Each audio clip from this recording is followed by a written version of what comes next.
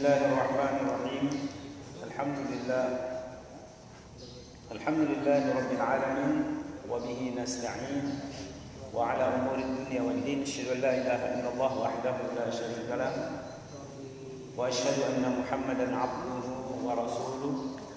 Allahumma shalli wa sallim wa barik ala nabiyyina Muhammadin sayyidil mursalin wa ala alihi wa ashabihi wa man tabi'ahum bi ihsanin ila yaumiddin, amma ba'd.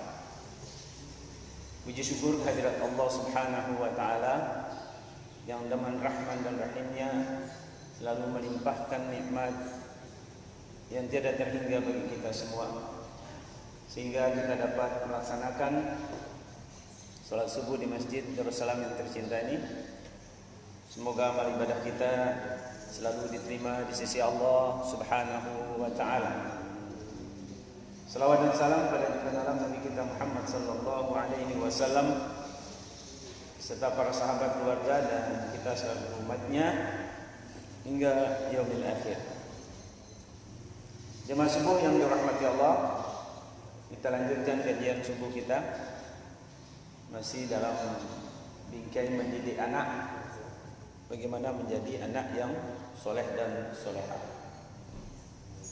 Pada pertemuan subuh kemarin kita sudah sampai kepada bagaimana memilih ibu bagi anak keturunan kita, termasuk bagaimana memilih bapak bagi anak keturunan kita kelak.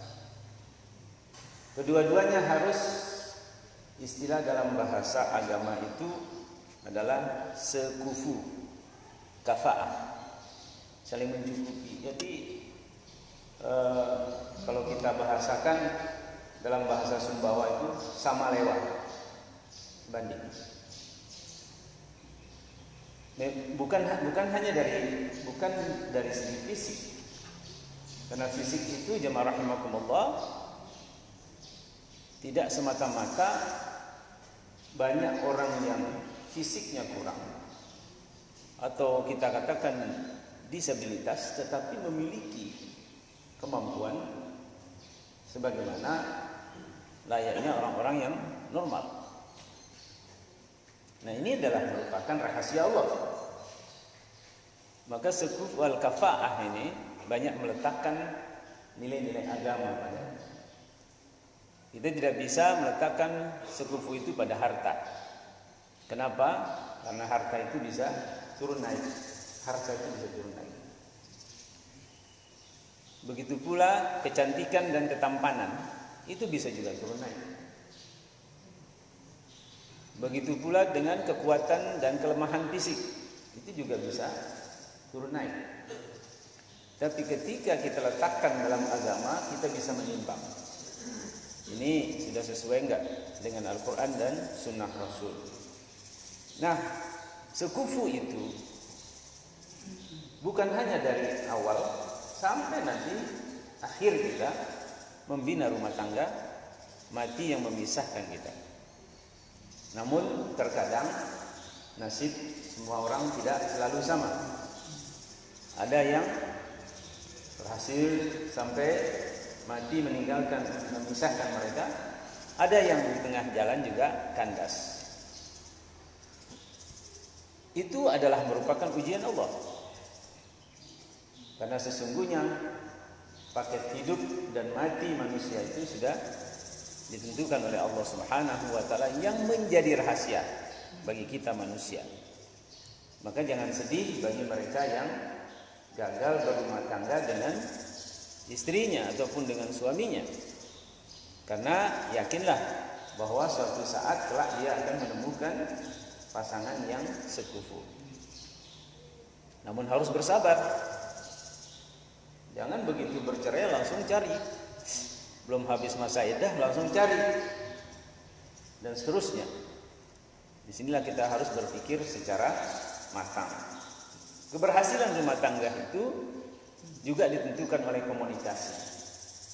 Bagaimana yang dimaksud dengan komunikasi di sini? Ketika istri kita kurang pada satu sisi, maka ada kewajiban kita sebagai suami untuk menyempurnakan sisi kekurangan tersebut. Begitu pula sebaliknya bagi sang istri ketika mereka menemukan kekurangan dari suaminya, maka ada jalan keluar untuk melengkapi, menyempurnakan kekurangan tersebut. Jadi bukan untuk dicibiri, dicemoohkan dan lain sebagainya. Adapun tahap ketiga, ini yang paling penting, jemaah rahimakumullah.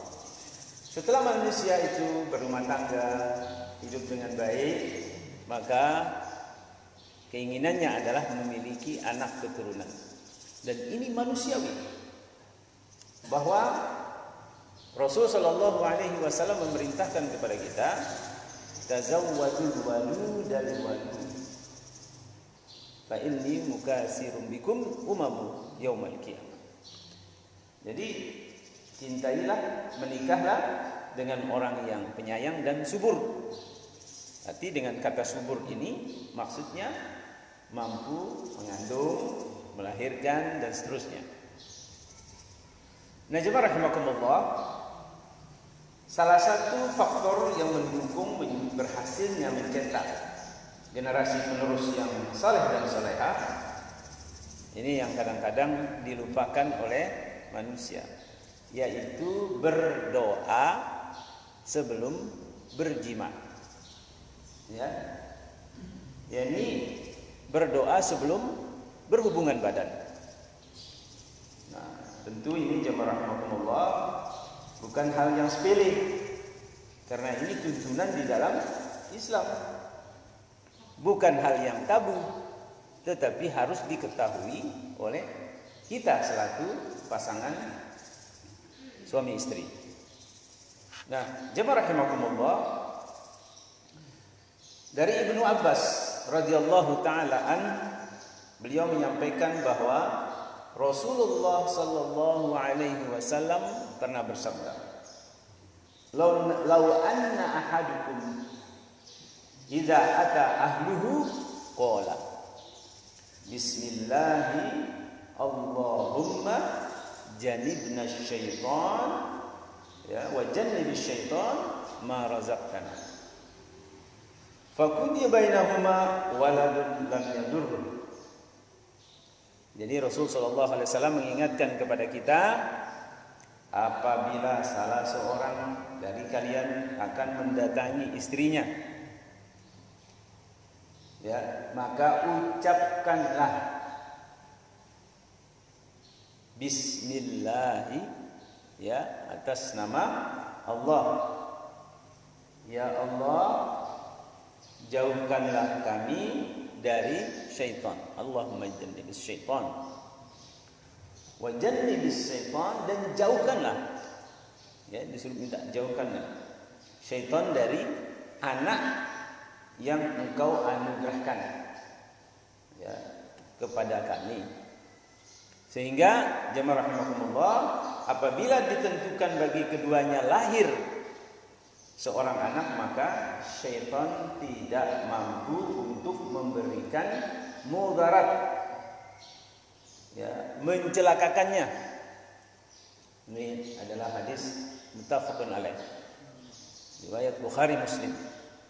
Bahkan di dalam riwayat Muslim itu disebutkan, jamaah rahimakumullah, lam yadurruhu syaitan abada. Jadi tidak akan mampu mencelakakannya selama-lamanya. Nah, ini jamaah rahimakumullah, banyak macam pendapat ulama tentang hadis ini ketika ditafsirkan. Apa maksudnya setan tidak mampu mencelakakannya, anak tersebut, selamanya?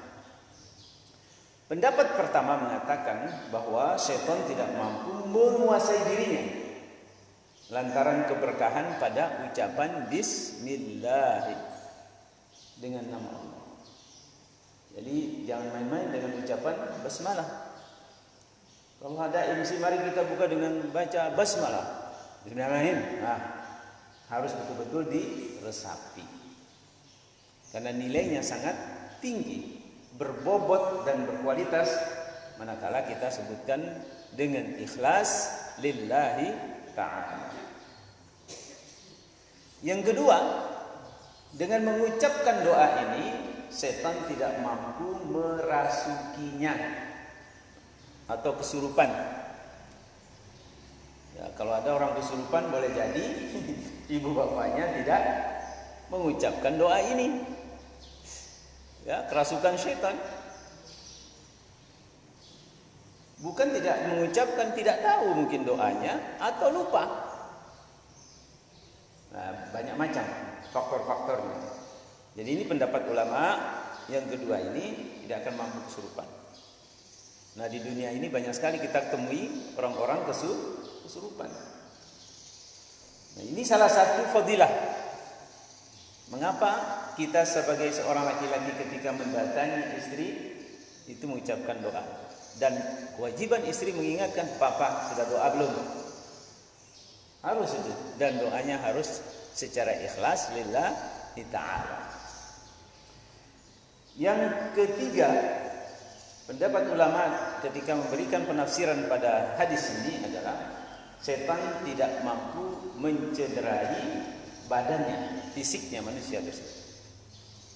Ya, banyak cara jemaah rahimakumullah.